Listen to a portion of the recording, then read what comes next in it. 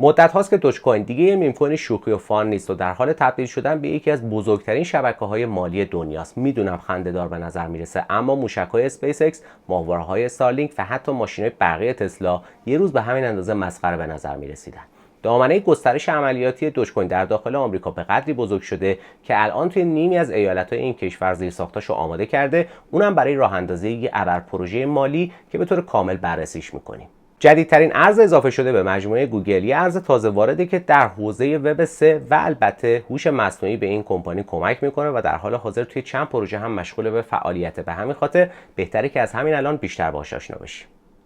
چطورین رفقا؟ من آرشم و خوش اومدین به کانال سیرلند. با صحبت هایی که چند وقت گذشته ایلان ماسک در مورد دوج کوین مطرح کرده، دیگه فکر نمی‌کنم کسی وجود داشته باشه که ندونه فرد شماره یک پشت این ارز کیه.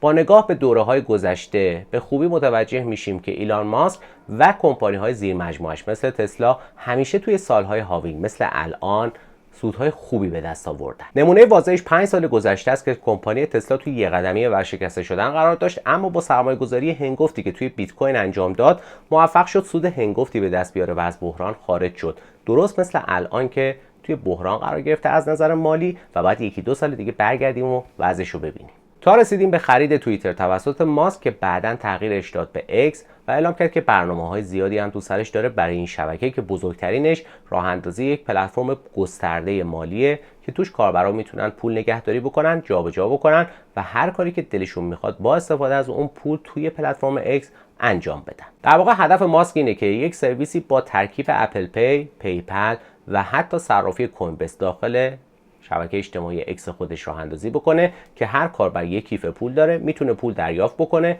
پول انتقال بده، خرید بکنه و حتی بتونه ارزهای مختلف رو هم اکسچنج و صرافی بکنه. از سپتامبر 2023 یعنی همین چند ماه گذشته هم یه تیم حرفه‌ای متشکل از برنامه‌نویسای مختلف رو گذاشته روی این پروژه که هر چه زودتر اجرایش بکنن. بنابراین از اون زمان تا الان دوج کوین دیگه یه میم کوین تلقی نمیشه و وارد دنیای ارزهای واقعی و جدی شده. دقیقاً از همون موقع هم چندین بار توی ویدیوهای مختلف به این پروژه پرداختیم که آخرین بار توی این ویدیو بود. اگر دوست داشتید میتونید تماشاش کنید. حالا میخوام با هم بررسی کنیم که این پروژه جاه طلبانه ماسک توی چه وضعیتی قرار داره. بهتره بریم سراغ معاون اول ایلان ماسک در سیستم اکسپریمنت که از زبون اون بشنویم که این پروژه توی چه وضعیتی قرار داره.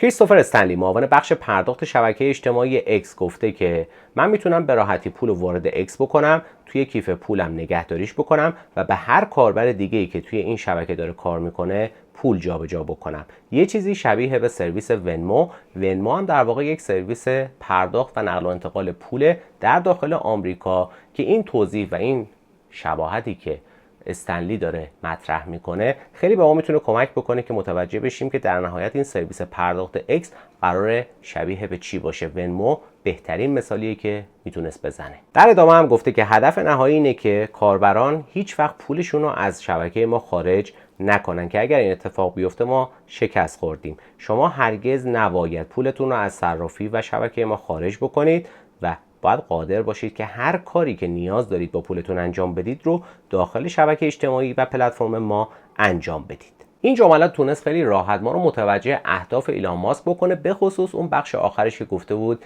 هیچ کاربری نباید پول خودش رو از شبکه ما خارج بکنه. متعلق به ایلان ماسک 100%، چون عادت داره همه چیزو بزرگ و انتزاعی ببینه. خب حالا ببینیم که مجموعه شبکه ایکس برای پیشبرد این طرح توی دنیای واقعی چه کاری رو انجام دادن. تیم مدیریتی اکسپریمنت موفق شدن تا الان توی 25 تا ایالت آمریکا مجوز رسمی انجام کارهای پولی و مالی رو دریافت کنن که اتفاق شگفت انگیزی. این مجوزها به ماسک اجازه میده پلتفرم خودش رو در سطح ایالتی و هم در سطح فدرال اجرایی بکنه و هیچ ممنوعیت قانونی هم در این زمینه نخواهد داشت.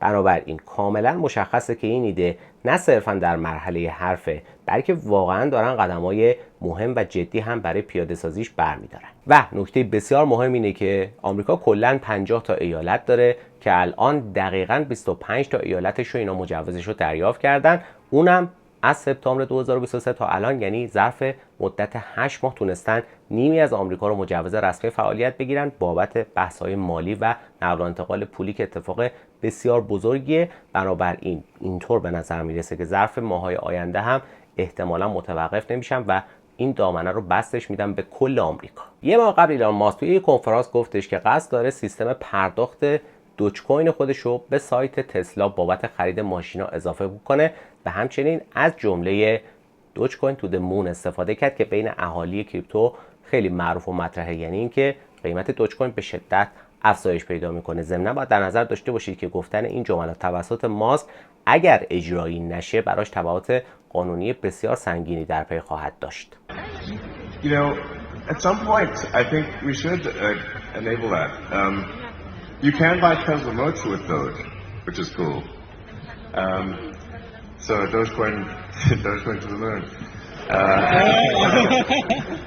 اگه تا اینجا از ویدیو لذت بردید لطفاً برای هر چی بیشتر دیده شدنشون رو لایک کنید و اگه تا الان کانال سیرلند رو سابسکرایب نکردید لطفاً روی دکمه سابسکرایب در پایین ویدیو بزنید و مشترک کانال سیرلند بشید. بریم سراغ تازه ترین ارز اضافه شده به مجموعه ارزهای گوگل. خیلی کوتاه بهتون بگم که گوگل از مدت‌ها قبل سرویس‌ها و ارزهای دیجیتال و بلاکچین مفید و کاربردی که به نظرش خوب میومدن و داره به شبکه‌های مختلف خودش اضافه میکنه، از جمله سرویس گوگل کلودش که یکی از بزرگترین سرویس‌های زیرساختی دنیاست. توی 200 تا کشور دنیا هم تشکیلات داره و مشتری داره از این کشورها و میلیاردها دلار هم درآمد داره. هدف اصلیش هم کسب سود از این ارزها در وهله اوله و بعداً رشد و توسعه دادن ارزها و توکن هاشون. لینک ویدیوهای گذشته که مربوط بود به ارزهای دیجیتالی که به شبکه گوگل اضافه شدن توی بخش دیسکریپشن همین ویدیو قرار میدم. اگر دوست داشتید میتونید مراجعه بکنید و اون ویدیو رو هم تماشا کنید، جالبه. اما این همکاری جدید گوگل حول محور توسعه و رشد وب 3 میچرخه.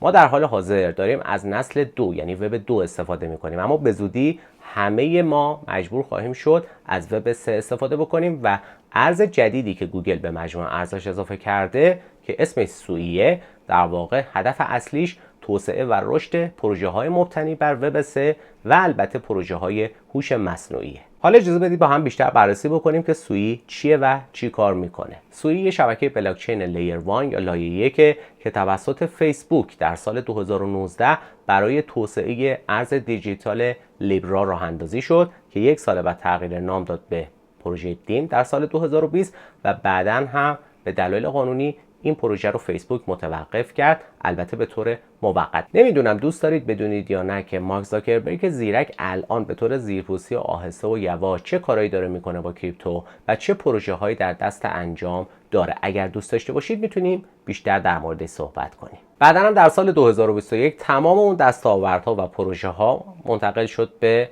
یه لابراتوار و کمپانی جدید تحت عنوان مایستن لبز که توکن و پروژه سویی از دل اونا در اومد بیرون و عرضه شد. بیشتر تمرکزش هم گذاشته روی توسعه وب 3 و هوش مصنوعی. سویی در واقع هدف اولیه خودش رو رفع مشکلات و نواقص گسترده اتریوم قرار داد که در زمینه کارمزدها و پردازش تعداد تراکنش‌ها در ثانیه خیلی مشکل داشت. الان هم به شدت این مشکلات اتریوم داره. به عنوان مثال سویی میتونه شبکه‌اش در هر ثانیه بیش از 297,000 تراکنش رو پردازش بکنه که از نظر مقایسه بخوایم بکنیم حتی از سولانا و اتریوم اون آخر به مراتب سریعتر داره این کار رو انجام میده. نکته بعدی کارمزد بسیار کمتر سوییه که به نسبت رقبای دیگه‌اش کمتر از 1/3 اونها به طور متوسط داره نرخ کارمزد دریافت میکنه از کاربران که رقم بسیار ایدئال و مطلوبیه. قابلیت بعدیش امکان توسعه اپلیکیشن های دیسنترالایز یا غیر متمرکزه که الان هم خیلی داره به مرور باب میشه و جا میفته و همچنین پروژه های مربوط به دنیای متاورس که بعد از معرفی شدن عینک اپل به شدت داره جا میفته و محبوب میشه و یکی از کارهایی که سویی میتونه انجام بده به خوبی همین توسعه اپلیکیشن های وب 3 که منطبق با استانداردهای متاورس هم هستن. به غیر از همه اینا قابلیت‌های مختلفی توی حوزه دیفای، NFT و البته بلاکچین گیمینگ یا بازی‌های بلاکچینی داره که البته اینا موارد حاشیه‌ای و فرعیشه. از اینکه وقت ارزشمندتون رو گذاشتید و ویدیو رو تا اینجا دنبال کردید بی‌نهایت سپاسگزارم. تا ویدیو آینده خدا نگهدار.